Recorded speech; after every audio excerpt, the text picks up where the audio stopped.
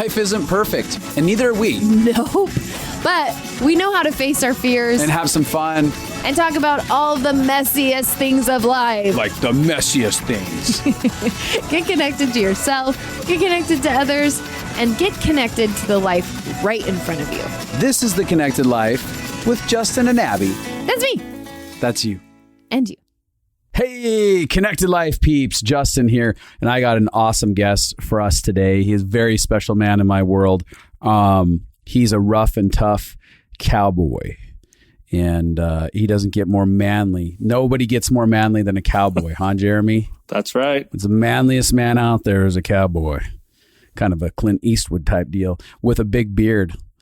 Big beardy Jeremy. So Big beardy Jeremy, I want to talk about Jeremy real quick because Jeremy and I have some really incredible history. For any of you who have followed the Connected Life for any amount of time, you have heard about him. But if you haven't, then you may not know the full story. So a little bit of background here on Jeremy, because this is going to be really cool and really fun today. This is an episode that is seemingly aimed at men. And for those of you who know, I used to do a podcast called The Liberation Project, a movement for manhood. And so that podcast was aimed at men, but like it became pretty soon 50% of our listeners were women, because women, we got messages all the time of like, oh my gosh, it was like being a fly on the wall, getting into a man's head and wanting to hear about their process. And it was so enlightening. And also there was universal truths for all of humanity that were being expressed inside of our conversations in the Liberation Project. So with that said, you ladies out there, you're going to want to be a fly on the wall. You want to participate in this because there's some really cool conversation that we're going to have today about men and some of Jeremy's journey.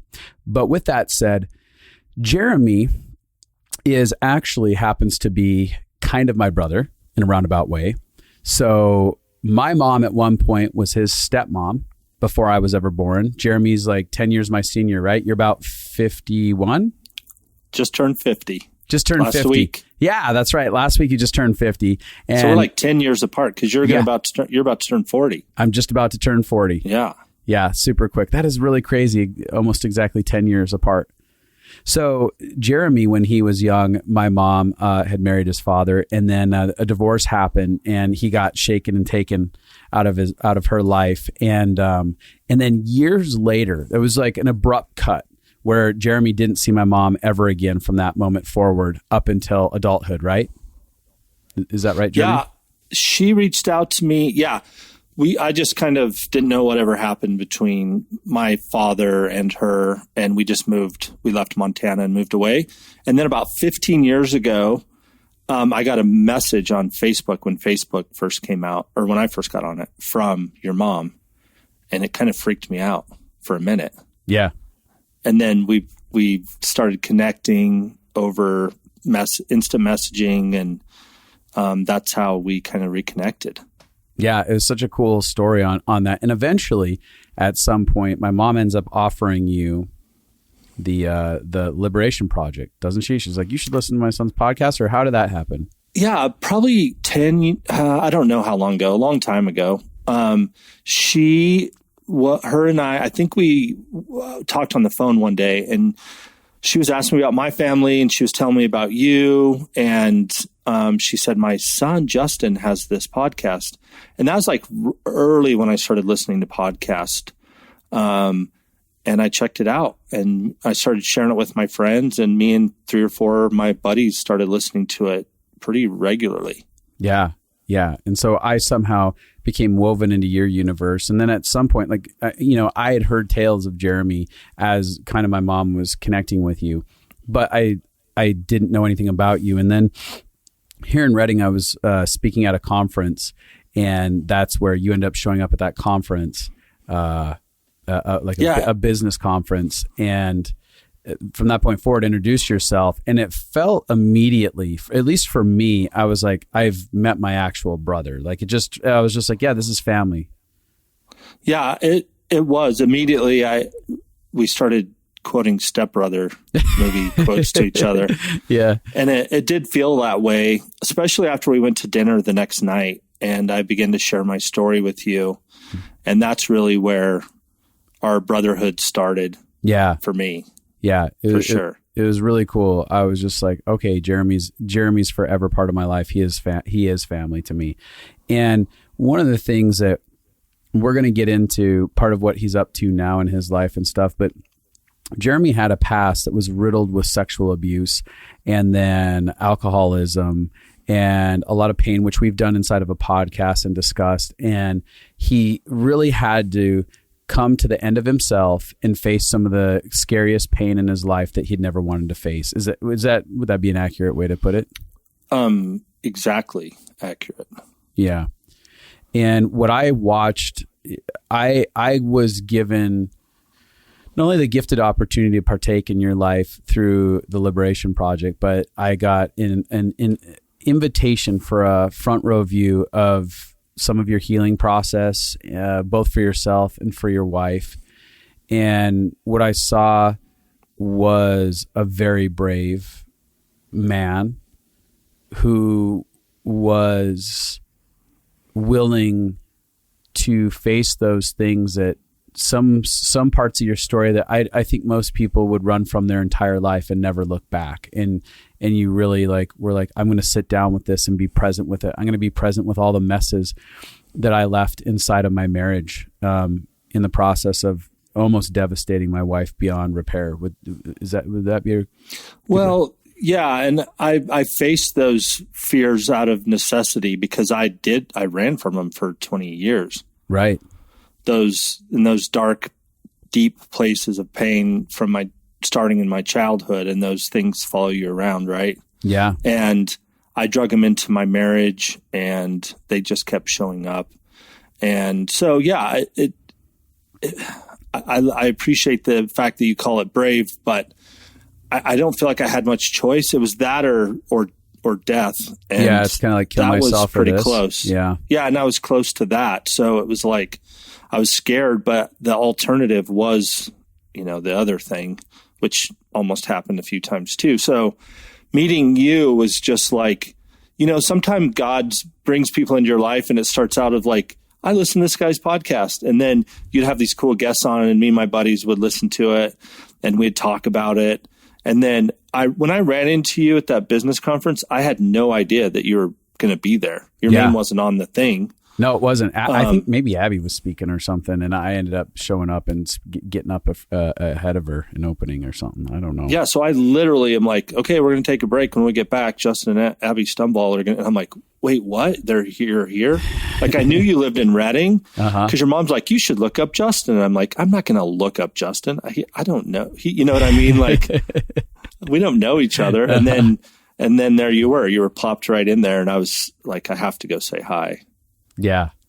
Yeah. And it was just one of those moments of like God plopping you in the middle of my journey. Like I'd gotten pretty far in like 8 years in my journey. Yeah. And got sober and found some healing, but to go where I'm at today and where I'm operating at today, it's not happening without you, without God putting you in my life. And just how beautiful that part of your mom's story and I, of being one of more part of my brokenness and loss in life, to it being fully restored to a way that brought me you. And restoration with your mom and I. Like, we get along amazingly and get to be in each other's lives. And so I'm just super grateful for that whole experience. I'm always shocked, yet not, at the radical redemption that I see happen around my life. And for people who I love dearly, like there's such a redemption story about all the shattered parts of your story all of a sudden lead to like, oh, all this is going to be healed and restored and redeemed. It actually happens. Like when we say yes to a process of facing fears, when we say yes to healing, there's like this guarantee that we'll see redemption. We don't know what that redemption looks like. Like we have ideas of what we think redemption should be and what we think justice should be. But like the version of heaven's justice shows up so profoundly different than what we can imagine and better than we could ever think or imagine. And and there's something just about like, hey, I'm just going to be willing to surrender to the yes that I'm putting out there and let it lead me into beautiful things that end up making up for an incredible story. Yeah. And I think that when you say yes to the narrow path that we're talking about, right? Because not everybody says yes, like you alluded to earlier. And for me, it was life or death. So I said yes, and I was scared, and it was lonely for a lot of it. But I feel like God does show up as the Redeemer in those places and puts people in your life to help you in the areas where you're stuck and you need help. And what was considered lost before, like you expedited my path on the narrow trail, right? Because God brought me you.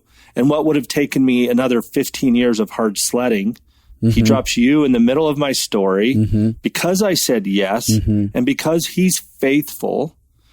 And you expedited not only my journey, but with my mom, but my wife and I, who we just got done telling our story last week, like 10 years, dude.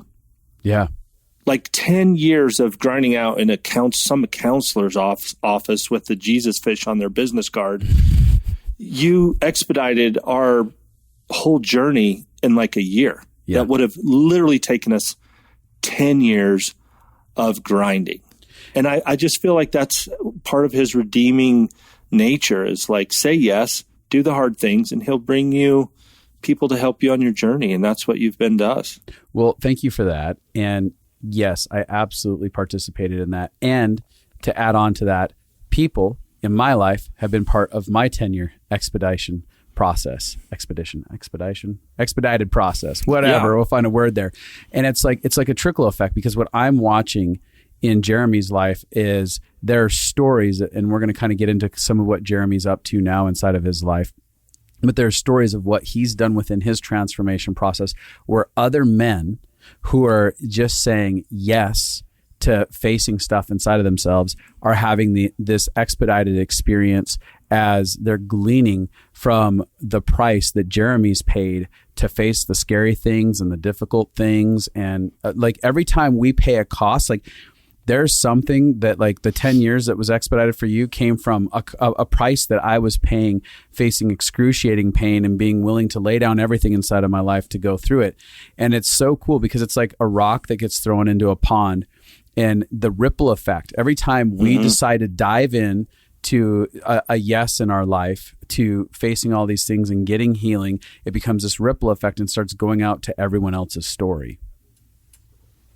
That's so true, because what if your yes then expedites my yes and 10 other people, and the math gets cool, right? Yeah. I mean, it really does. Yeah. But somebody has to say yes first and go and lead the way. I think about how I had said yes in my journey, and then I encounter Paul Young, the author of The Shack, who had totally shit the bed in his life, completely had an affair on his wife, and a 3-month affair with his wife's best friend, and the families, they were best friends, both families were. And you watch as he spends 11 years processing his soul to get to a place where he has enough healing to give away this unrelenting love. And I encounter that unrelenting love with him. And I see someone else ahead of me who's like, I've walked the journey. You're going to make it. You don't have to kill yourself. You can keep choosing in. There's a future ahead for you, Justin. If anything matters, everything matters. It all matters. Your life matters in this. And that was something that I was pulling on, just whether it was an hour-long conversation or these momentary texts that I would send a text bomb to him, like, I don't know if I can make it today.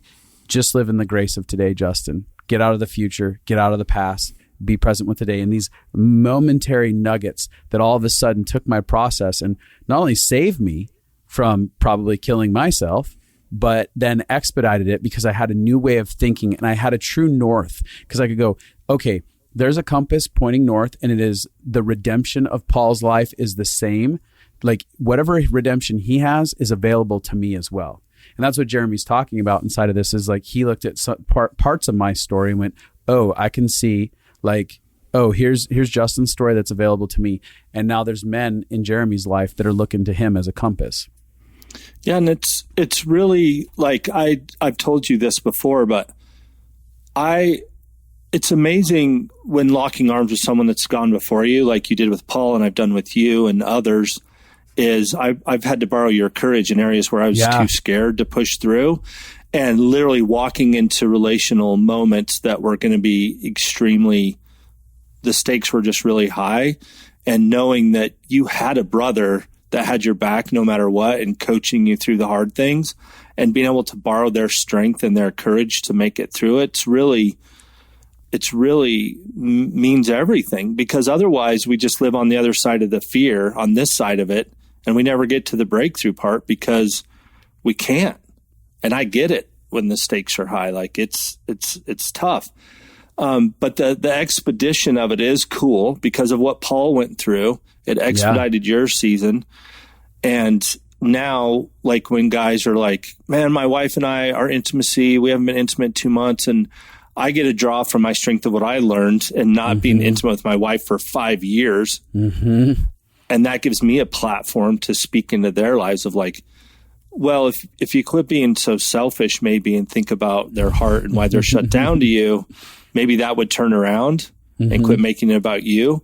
But I had to learn that. It took me 5 years of not being intimate with my wife to figure some of these things out. But man, if it could expedite 10 other guys in a month of them finding their wife's heart for intimacy's sake, and to cherish them and figure out why they're not wanting to be intimate, like totally, dude, everybody wins, right? It's clearing the trail. Yeah, it is. I watched, did you watch the most recent Shia LaBeouf interview with, what's his face from the actor, I forget, John Berthan, I'm forgetting his name, from The Punisher, Marvel's. Oh, I haven't. Okay. This is an amazing interview. You got to watch this, dude. Anyone out there listening, go to YouTube. Shia has a beautifully, potty-filled mouth of profanity, and just that I'm giving you a heads up. But I don't have a problem with it. I'm not offended by it whatsoever. But he's come to the end of himself. I mean, shattered from all of the terrible shit that he's done, and really found himself finding God, and in a way that's genuine. And he starts to open up about his story going to AA. And he talks about my dude. My dude is his like sponsor, and his dudes, which is his collective tribe of men, that they are living weekly in relationship with each other. He never had a tribe prior to that. Nobody around him cares that he's Shia, Shia in quotation marks. Nobody cares about him that he has some career in the film industry. What they care about is his humanity. When he begins to talk about the process of how the thing that's saving his life is having a collective tribe of men who are willing to be super honest. There's no plasticness with them. They're not sitting there putting on these big facades. They're like, no, we're all really effed up. We're in a process of healing. You are too. You don't get to bullshit us. You don't get to bullshit yourself anymore. We're going to hold you accountable to the truth of, ultimately, I mean, I'm paraphrasing my perspective from it, but they're holding him accountable to the truth of his being, who he actually is in God's image and how he was actually designed. And they're not allowing him to run in fear and make up excuses. And all of a sudden what's happened is like the best version of Shia is beginning to come out, because now he's vulnerable. He's not living a self-sufficient, like self-sufficiency in its ugly form is like, I am living on an island. I am my own person. It is me against the world. And he's like, oh, it's basically like he's not an island anymore. It's not him against the world. It's a tribe of men with him against all the things that he's facing in his heart and everything externally. And all of a sudden what you're seeing is a deep, deep transformation take place, because love is getting in.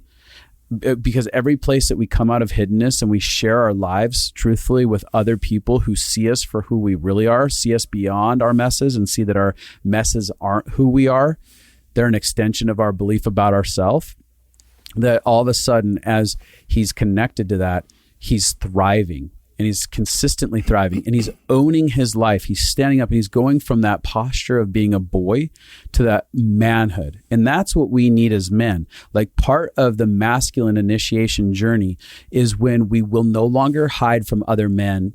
We will no longer hide the truth of what's going on inside of us. And we allow other men to affect us in good ways, healthy ways. Like, I'm going to let these men support me. I'm going to let them believe in me. I'm going to let them speak truth over me. I'm going to let them choose me when I'm the most fucked up possible. And when I, as Jeremy and I are talking here in this space, I can't help but think like, you went on after the Liberation Project to piggyback off how I'm about to end this.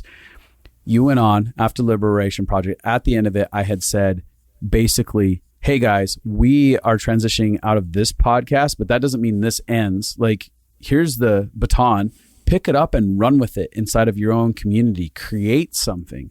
And out of that, a part of that was an inspiration that helps you birth what you're currently doing. You want to kind of talk a little bit about that? Yeah. So that was when you guys ended that podcast, I was like, oh man, there goes the end of that source of that voice of not only the people that you were interviewing, but like really the language that you guys used. Because this was way before I ever worked with you or knew you, was like, because it was just landing on my heart of like, I think I'm wired this way, but I don't know this language, but it's landing in a really safe place in my heart. Yeah. And again, my buddies and I would listen to it and we would talk about it. And when you said, you go start your own podcast, keep this thing going, whatever, that seed planted to like however many years later, I'll never forget, I was driving to the office one day and I just felt like there's this void of men need to be being real and talking about the things that are actually going on in their life that doesn't happen on the space of not only Sunday morning, but the men's church pancake breakfast hard out by 8 crap that's going on that is just shiny, happy people and everybody's sweeping everything under the rug and everybody's perfect and everybody's got their crap together. And so I told my buddies or the people I work with, I think I'm supposed to start a podcast. And I didn't know what it was about or what it was for, but we wrote it on we had a dream board in our office. And we just put it there, men's podcast. And it sat there for 2 years. Wow. And I would look at that and I felt commissioned to it. I felt called to it. And as this whole thing started percolating in my heart, and I started getting healthy and whole, right? Because our false self, the insecure man, I think resists who we're made to be and shrinks back all the time, which is what I was doing because we're just afraid. Most men are just running around peacocking because they're scared to death. Oh yeah. All right? the peacocking is just terror. Like when I see a guy just peacock, it's just like, oh, you're so scared. There's such a scared little boy right there. And especially in some of the more masculine areas of identity around, the outdoors and hunting and I grew up in the cowboy world. It's like, man, most of us are just a bunch of broken little boys running around trying to pretend like everything's okay. Yeah. Yeah. And we just started having these honest conversations with... Hold on, by the way, keep that thought. By the way, anyone listening, like Jeremy is a big burly dude. How tall are you? Like 6'2"? Oh, like 6'2", yeah. Yeah, 6'2", 200 some pounds, big beard. What? 200 and something. Something.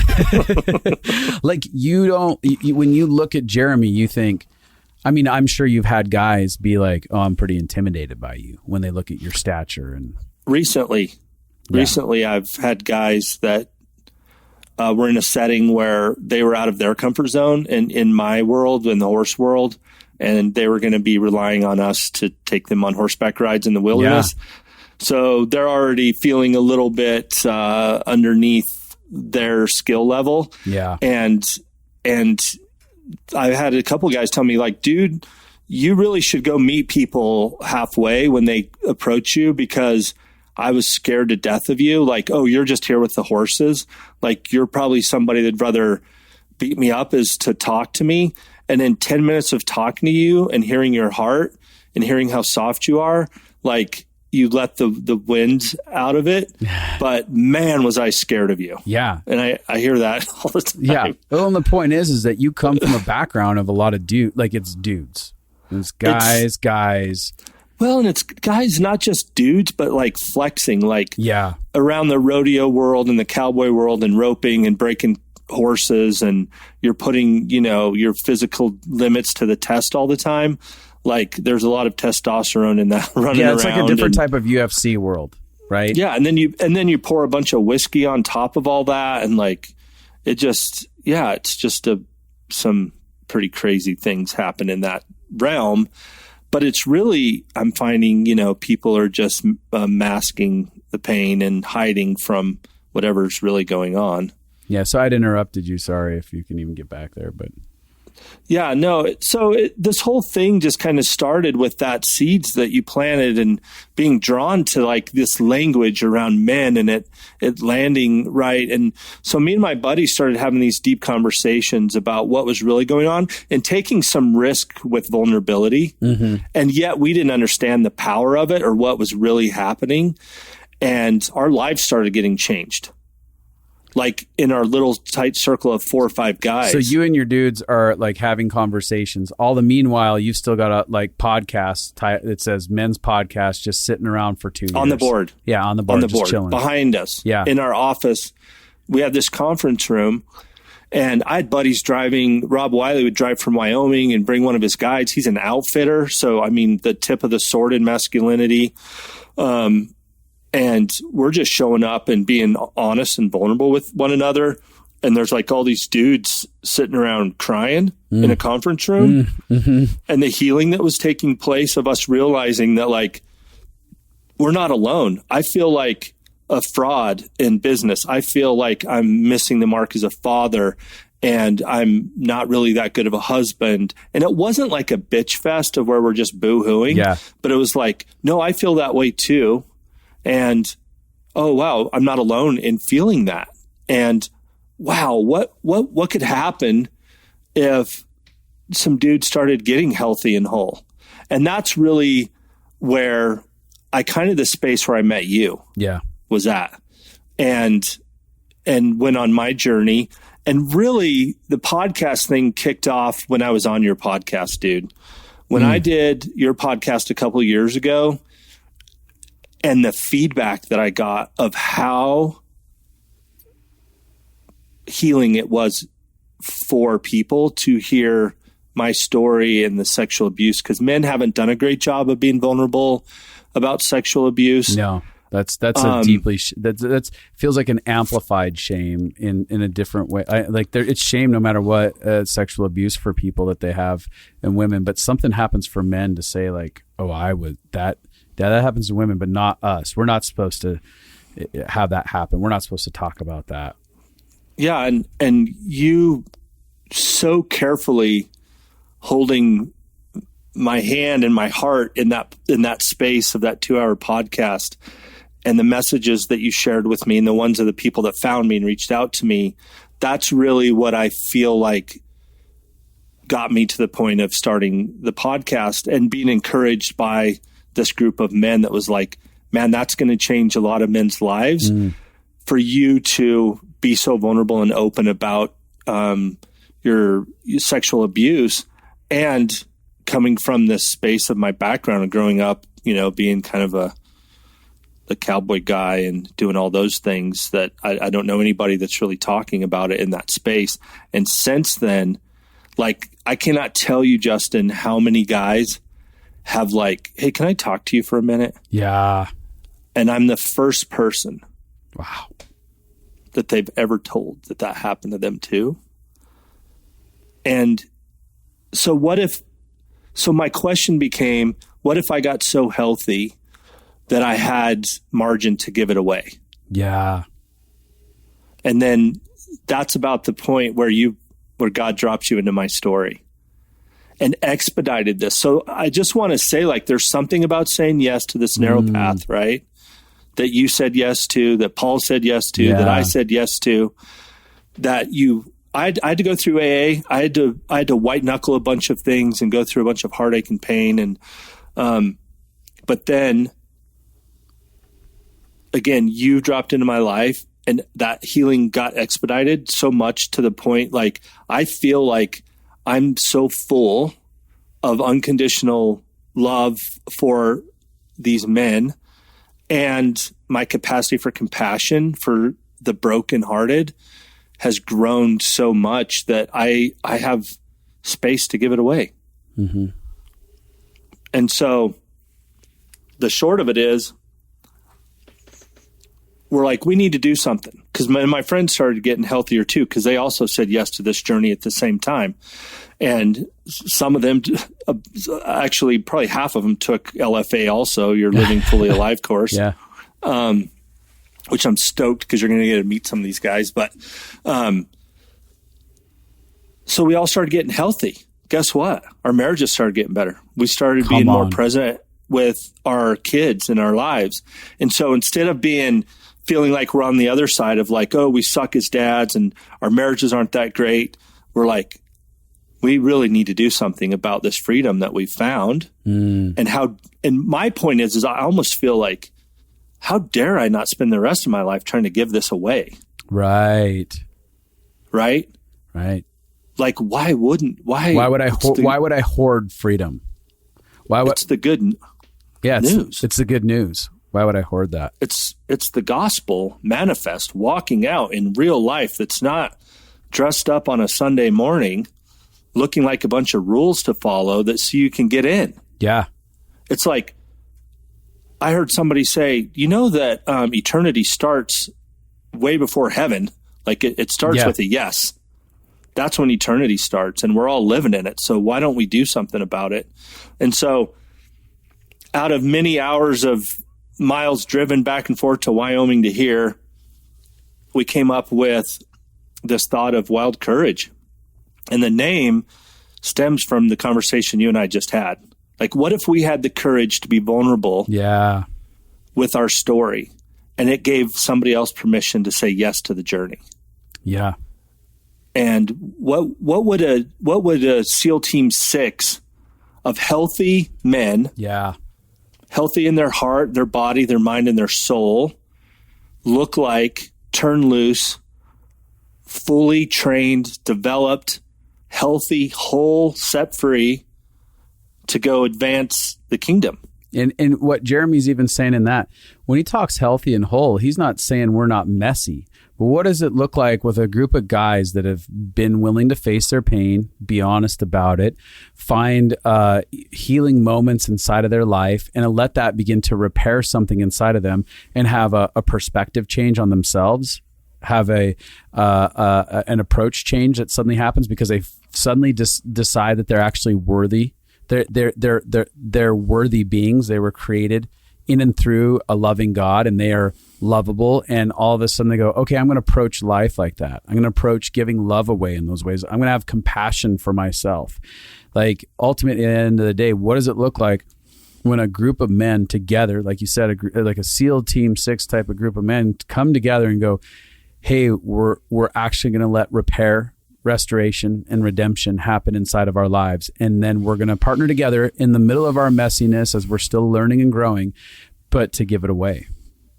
That's exactly right. And that's, to your point, the vulnerability part is, who's relatable? The guy that acts like he's got it all together, or the guy that's like healthy enough to be honest about where they're at and talk about it, right? Like, that's the showing up in the mess of like, no, I'm fighting for the things that matter.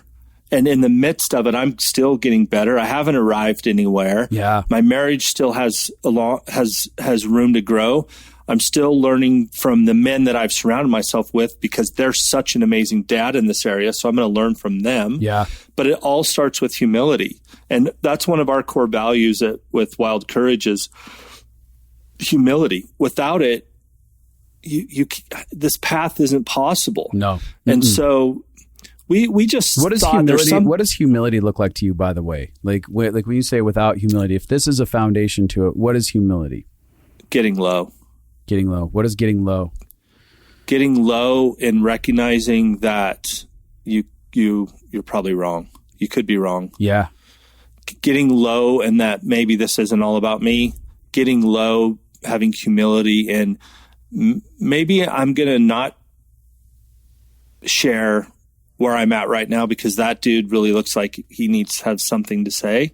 Humility to me was like pulling up to my office and not parking in the front row and parking in the back. Like literally I pulled into my normal parking spot, which is right in front, in this huge 1-ton long bed 4-door truck. And I'm like, it's in the winter. And I saw this like little lady walking across the parking lot and I'm like, you arrogant prick. Like really, that's what the humility journey started. Like it sounds stupid, but that's when I asked God to start like exposing all the areas of pride to me. So humility is an opposite of pride, right? Yeah. And so the fallen man, like, or the prideful man is like, I don't know that you can get very far. No. In your pride, right? And I know in my pride is just when I hurt people and make messes. So there's something about coming to a situation with your hat in your hand, and it's not a sign of weekness. No. At all. And it's not a sign of shame. It's a sign of ownership. No, it's not shame. Ownership. It's saying like, hey, I no longer have something to prove. I accept that I'm very human and messy. I don't have to run over people. I don't have to perform really hard anymore. I don't have to put on plastic smiles. I am going to let people see me as I am, and I'm going to accept the love that God is reflecting to me above and beyond all the places where I think I'm unworthy of it. And I'm going to allow myself to not have to be right, to not have to prove that I'm right, to not have to prove that I've got it all together, to not have to prove that I can figure it out on my own. It's like all the prover stuff just starts fading away. And we begin to go, all right, God, what do you have to say about me? Because I've been trying to pull from everyone else as a source. Well, and also for me, and I think most of us, humility doesn't allow for a lot of victimhood. Yeah. And when you've been through a lot of trauma, it's really tricky to like, and you're the one that helped me through all this, but is to have compassion for yourself, but own the crap that you've done. Yeah. And you can't do that without humility, because I would say things to my wife, like she would try to share the places where I had hurt her. And I would say, well, if you had my childhood, then you would understand why I do what I like. Really? Yeah. Like that's excuses. That's me. Yeah. It's like, no, I got to have humility and recognize, be able to read the room. Like, yeah, I'm going to have compassion for myself, but I got to own the messes I've made. And that doesn't happen without humility, because pride says, yeah, you were hurt and you should be a victim and treat everybody like crap for the rest of your life. Yeah. So humility is like, I have compassion for myself, but I got to show up for other people in the right ways too. It's almost like you let go of the idea that you deserve to treat people like shit. Like, I like the world took from me, so I deserve to act this way because so much happened to me. And so we thought, how can we do this? What does this look like? And there's something like a truth serum around a fire, right? Yeah. So we're like, well, let's have a fire. So we come to my barn. It's winter, so I get a propane fire pit and put it inside my barn, and we put some heaters around it. And me and Brian and Doc sat around and invited people, and mostly nobody showed up. And we do it once a month. And then 2 or 3 guys started showing up regular. Fast forward, I think 2.5 years, we've been doing the fire, and we've kind of created these core values that resemble what this is about and what the space is for, and to protect it. Yeah. So there's no preaching, there's no teaching, there's no advice, there's no 12 steps to freedom. It's just creating a space for guys to be seen and heard. Wow. And to validate guys to be like, man, I'm sorry your wife left you. That's really hard. Yeah. And then I get to say it because I've been my story's been redeemed and I'm a little further down the road, I get to lean back and be like, with tears in my eyes, genuinely, I know what it's like. And I'm so sorry that you're in this spot and that your wife has chosen to protect herself and or your children and stepped away, because I've been there. And to see a guy, a masculine man, sitting there around a fire in a barn, and to be validated in that way, and to see them really, like, tears isn't even the right word, right? Like, oh, all the bullshit goes out the window. Yeah. And it's this raw, beautiful moment that guy's heart is being seen and understood, and he feels safe. Totally. And it's really tricky. You and I have talked about this quite a bit, to validate men. Yeah. They don't want to receive it. No. You get good at it. Like my wife and I, you've made us pretty proficient at validating one another. And I try it on men and it goes right over. And I'm like, man, that was my best shot. And it didn't even work. But in those tender moments, we've just found this space where guys feel safe to share.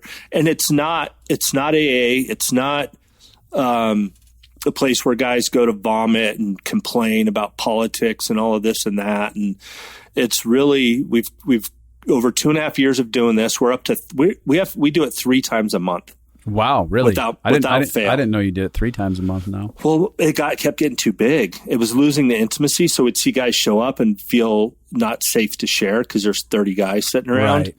So we just keep adding a night, another week. Okay, we're going to do this again next Wednesday. And so to keep the numbers around, it's perfect. 12, 15's a good number. But yeah, so we just started doing that. And at the same time, I thought, when I didn't have any hope, when I was putting the gun in my mouth at that season of my life, I didn't know anybody who'd been what I'd been through. Yeah.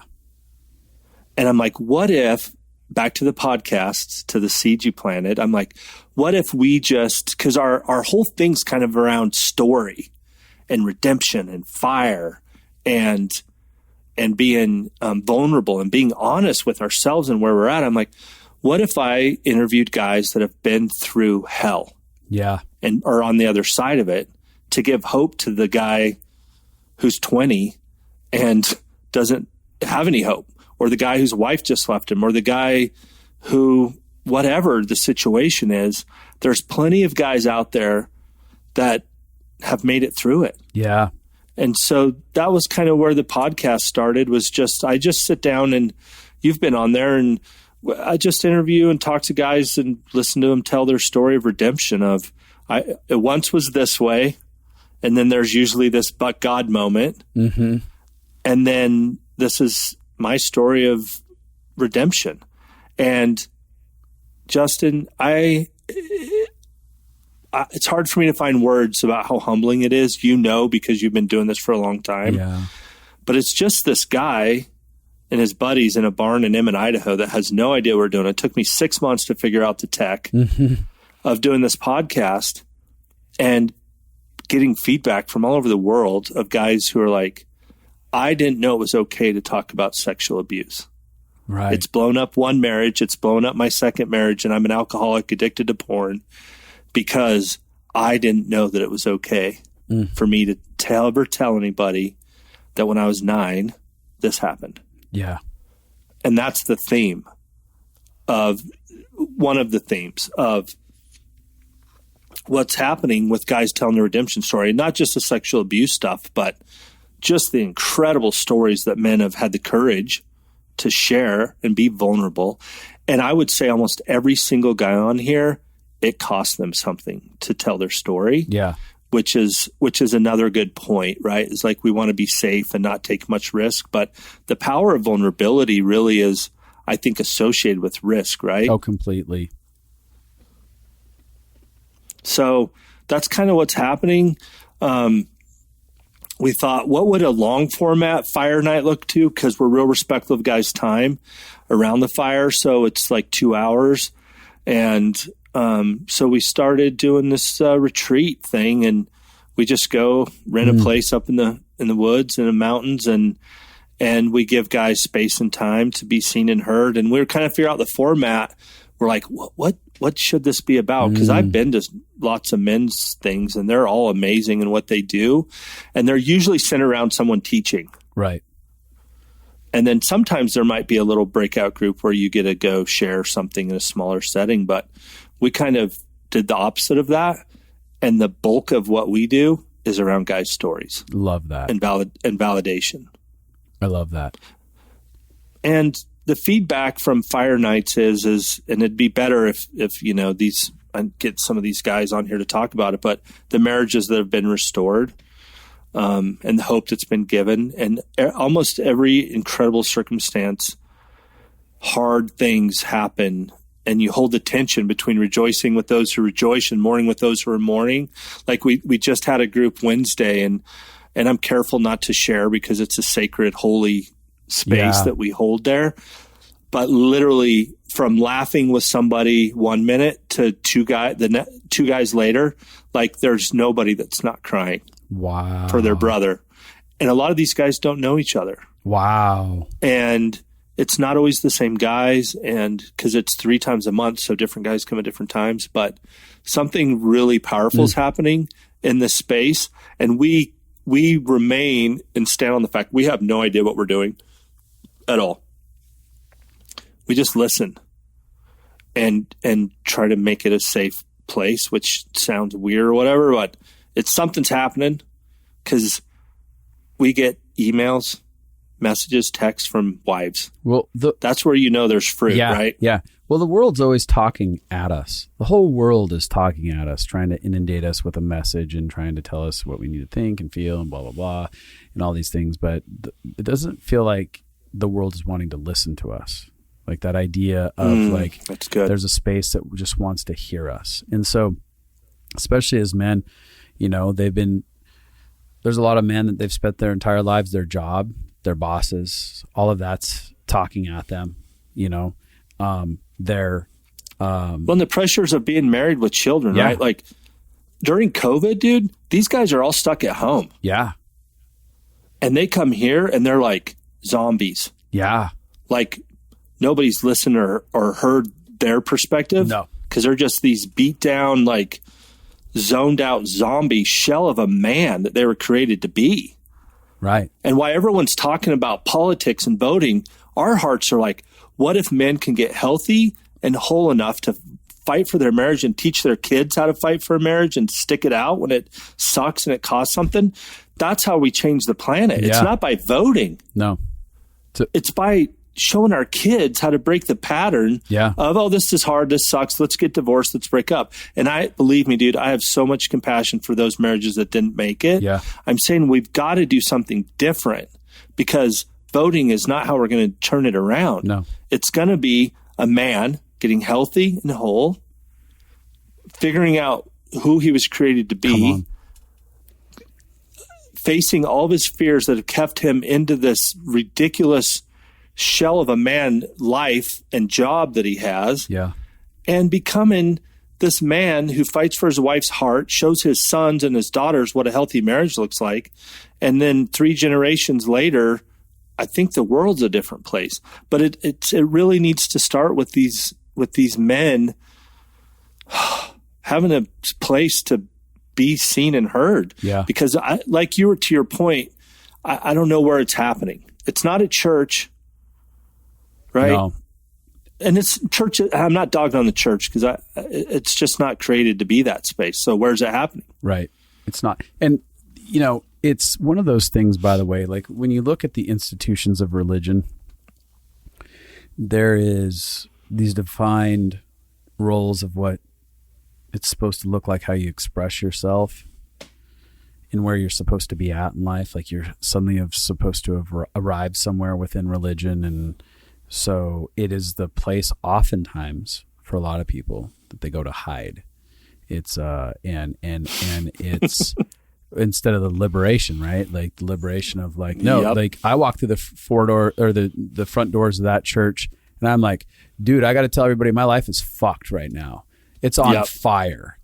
and I'm pissing my pants about how scared I am, about how I'm failing my wife, my kids, where I'm failing in these areas, how I feel so fraudulent, like uncensored. Like when you walk through those doors to those institutions, they should be the place where you get the most authentic, where, and really at the end of the day, it's not going to be that, because church isn't an institution. It is the relationships between people who are living authentically and lovingly towards each other. And so we keep waiting for an institution to do something that the institution isn't designed to do. It's an institution. It's not a relationship place. It's a place where maybe you'll find relationships, but a lot of times it's nothing more than a business, and a poorly ran business sometimes at best. and yeah. and that doesn't mean it's bad. Again, you find people with like minds, but in that space, but you're not going to find oftentimes the place where you are going to be able to be your most authentic messiest. And so we have to go ahead. Yeah, I was just going to say, like, if you're going to church for anything more than to corporately worship, right, you're missing it. Yeah. To your point, Justin, Wednesday night we had a Wild Courage night, and I'll be vague. A guy who started coming here 6 months ago, who didn't believe in God, there was 3 beers drank by different guys, a pipe smoked by me, and Jesus and God and the F word were all used in the same holy space around a fire for 2.5 hours. Yeah. To your point. Yeah. Like, people are finding God in the midst of brothers who are being real and authentic with one another and not faking it any longer. No. Like, getting to the end of ourselves of like, who are we kidding? This sucks. This is hard. And I don't think my wife and I really like each other. Yeah. Oh, it just feels good to be honest for once. Okay, what can we do about that? Yeah. But it's got to start somewhere, right? Yeah. The vulnerability and the being honest is like step one, or it should be. Yeah. Completely. So and I love that. And that's where you're like, again, what you've created is, to me, church. That's actually the purest form of church.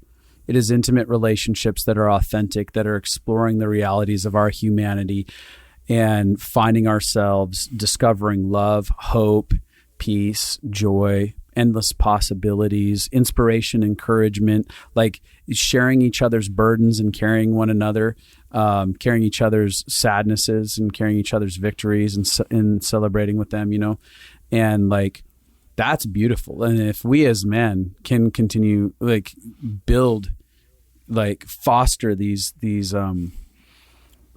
tribes with each other and be like, hey, I want to deliberately build a tribe of men where we aren't hiding either behind religion. We're not hiding behind politics. We're not hiding behind sports. Like, we're not hiding behind hobbies. Although, like, we can participate in all those things. They're not bad in and of themselves, but oftentimes we're hiding in all of that stuff. And they should be avenues that where we go, oh yeah, I connected over hunting with this dude. And it went from the connecting over just hunting and having an activity. All of a sudden we're like, hey, I was just thinking, like, I haven't really talked about this with anyone, but I've been really sad lately and super depressed. And all of a sudden that, like, these things become entryways, like our political conversations, our athletic, our sports conversations, you know, our religious conversations. They should actually be those gateways, those doorways that get us into, I want to actually know you beyond this. It's so good. And if you're willing, if you have the wild courage, this is what's happening in hunting camp right now, today in Wyoming, with one of the founders of Wild Courage, Rob Wiley, who is an outfitter. And this is what Rob Wiley, you said? Yeah. Men are going to the mountain to find something, and they're not, it's like anything, right? It can be sports, cars, whatever it is, are looking for the masculine heart, and they're looking to find an expression of that. And they're like, if I spend tens of thousands of dollars, buy all this stuff, go to Wyoming, go up on the side of the mountain, shoot a big mule deer or a big elk, I'm going to find it.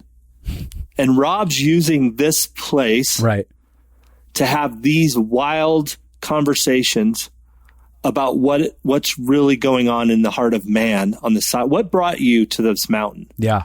And it's so cool to see people having the courage in their space and where they operate to like, let's have a real conversation about it. Right. Yeah. And it doesn't have to be around a fire and Emmett, like do it wherever. Yeah. Just do it is the point, right? Like be courageous. That's so good. Well, on an airplane, it doesn't matter. Yeah. Have a conversation of substance about something that matters. And because you never know when you can encourage and give someone hope. That's where I have what I call a fuck it grenade with people, where I'm like, I don't really care if I offend you by asking too deep of questions.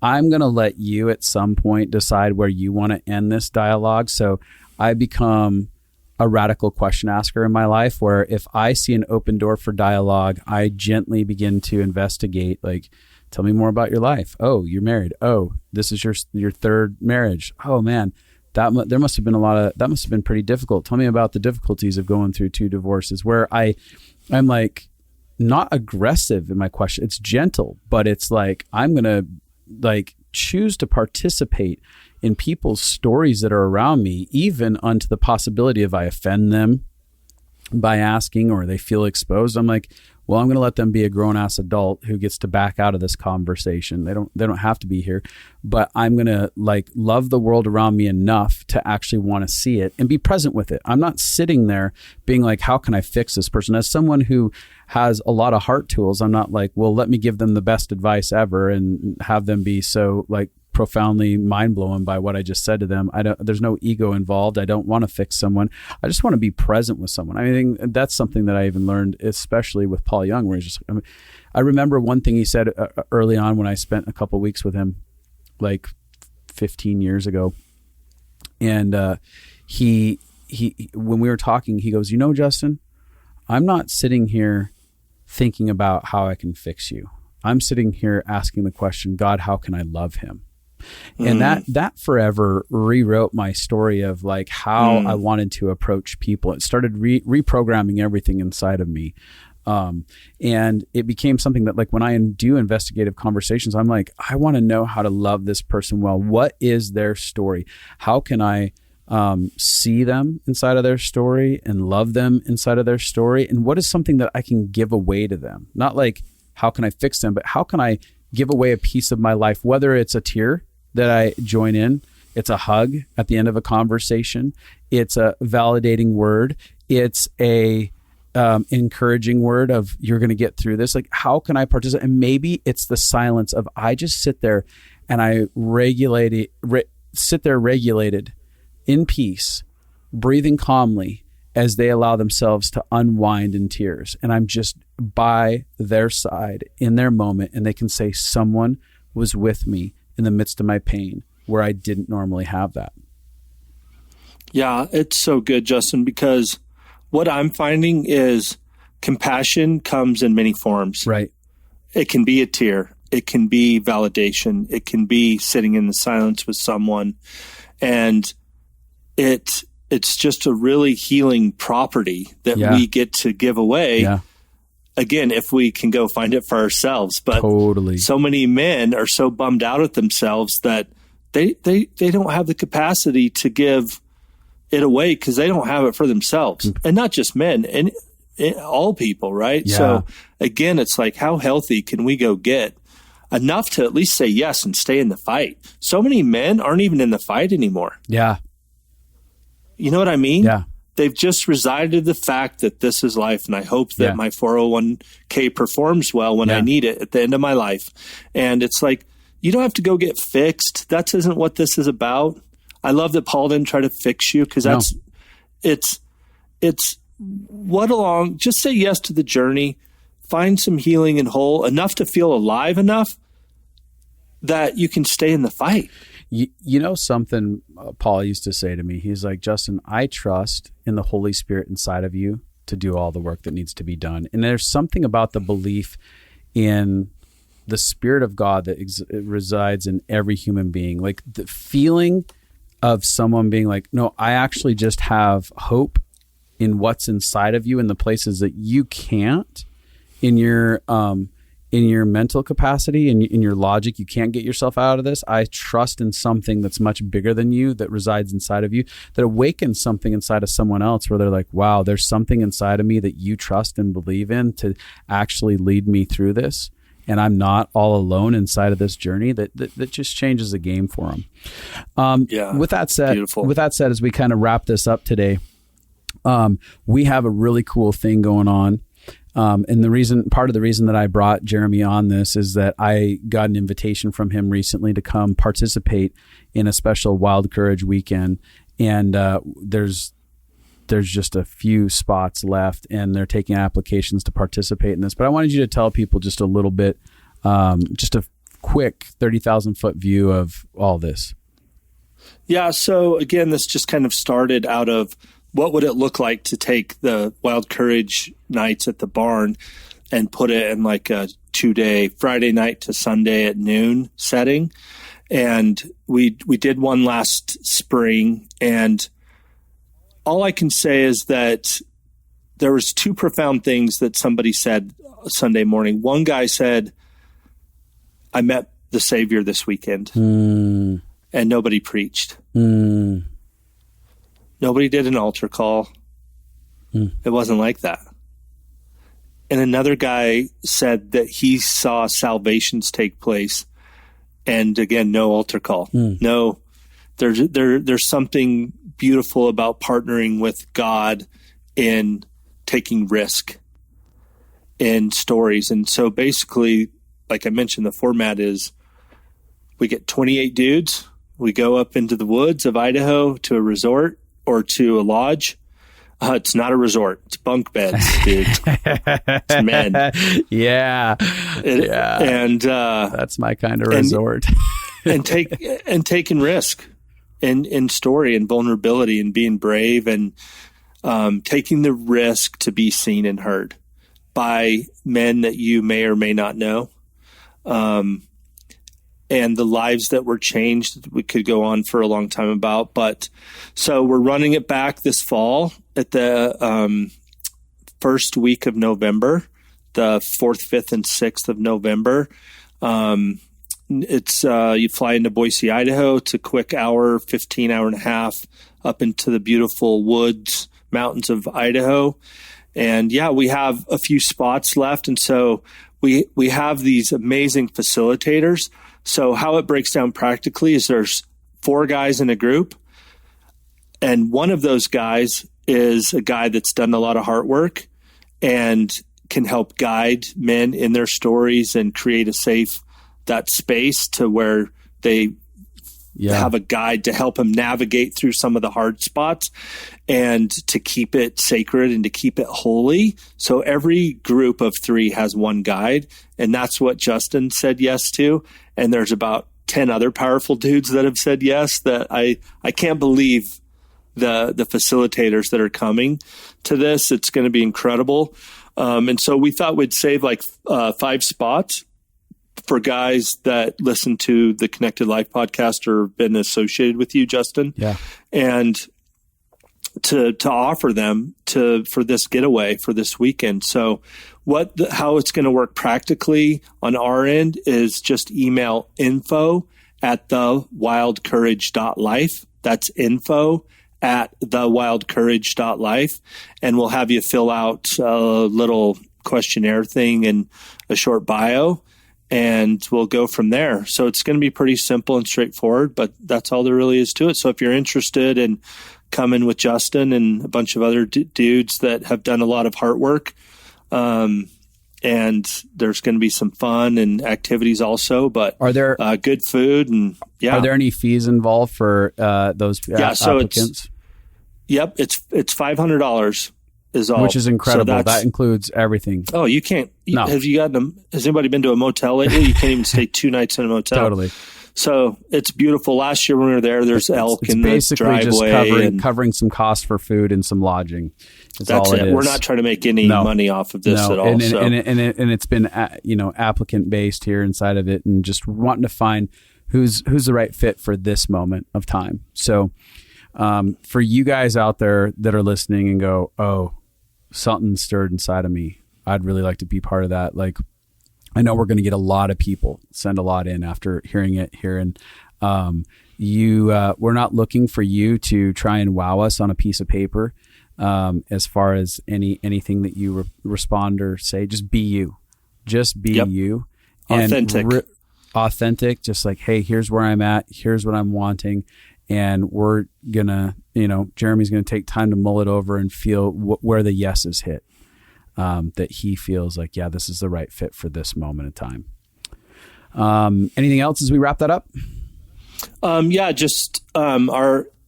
plug our podcast real quick? Is the Wild Courage podcast, and it's on all the platforms. But yeah, it's just stories, redemption stories of hope. Get out there. That's all we're peddling on over at the Wild Courage podcast of stories of hope. Get on over there. Listen to that, guys. It'll be so good for your heart. I love it.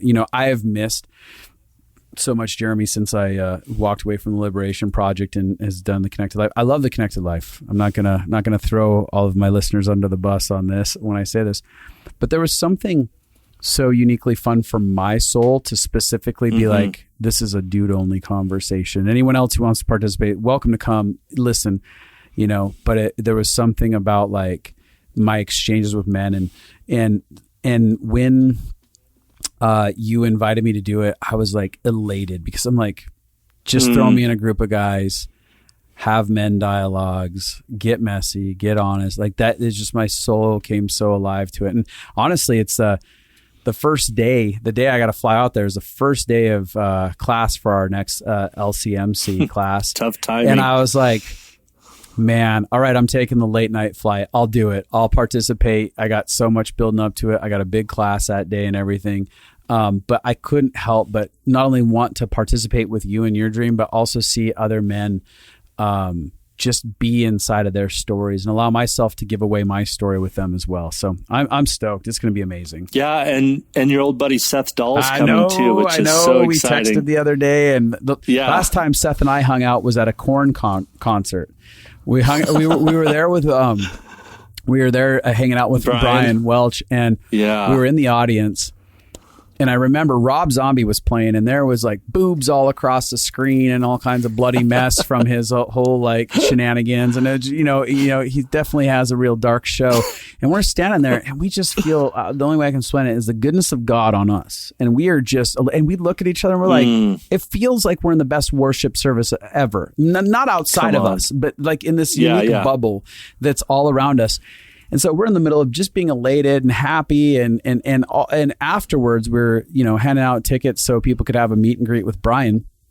And we had multiple guys that we handed tickets out to. They're like, it's crazy that you gave us tickets, and we're like, why? And they're like, the entire concert we kept talking about, there was something unique about you guys. It felt like there was a light around you guys. Come on, dude. Wow. And that weekend we saw some of the coolest things happen in people's hearts as we dialogued with them and kind of spent time hearing their stories after that concert. So I'm just excited to get to jump in with my buddy Seth with you. So yeah, I had him on the podcast. So if you don't know who Seth Dahl is, his story, which you probably already know is insane. Yeah. But yeah, we were talking yesterday, and I told him that you were coming also, dude. He was freaking out. He was so stoked. Yeah. So can't wait. Yeah, it's going to be fun. And I know that this is a crazy time in your life to do this. And as a brother, like we talked about earlier, like it just meant the world to me for you to show up for me in this way and what we're doing over here. And so to get to do that with you, not ever having a brother except for you, like literally, and you either. Yeah. It's pretty cool that this is happening in our lives. And I'm just super grateful. That made me feel so stoked on that. Yeah. So, hey, all you Connected Life peeps out there, I love you so much. I rate, review, subscribe, and share. Get a man who needs to hear this podcast. Send it to him immediately, please. And reach out to us if you want to participate in that. With all that said, Peace out.